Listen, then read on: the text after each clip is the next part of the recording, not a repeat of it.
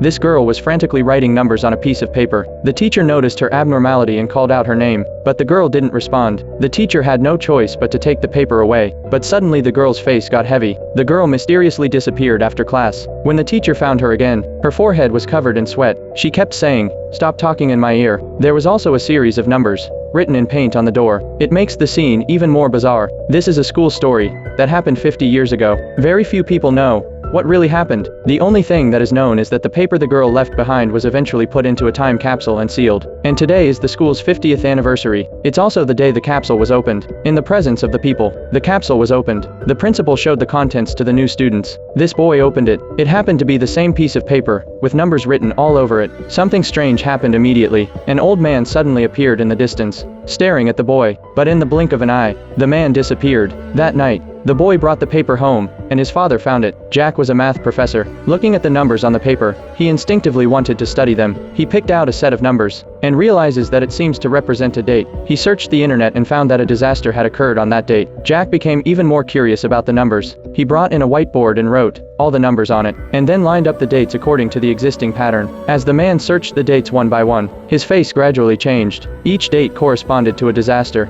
The date was followed by the number of victims. It was a perfect match. What puzzled Jack most was that these disasters had all occurred in the last 50 years. But the paper had been sealed for 50 years. How could the owner of the paper have predicted the future? And there's an unexplained part between each string of numbers. Jack decided to follow the clues. He first went to the teacher who had worked there 50 years ago, to find out the identity of the paper's owner, but the teacher said the girl had died years ago. The clue was broken. Jack had to go home and watch the news on TV, because according to the pattern he discovered, there are 3 more disasters on the paper that haven't happened yet. The latest one is tomorrow, and if it did, it would prove him right. But as he watched, he fell asleep. When he woke up again, he realized it was time to pick up the kids from school. Jack rushed to the school, but halfway there, he witnessed a plane crash.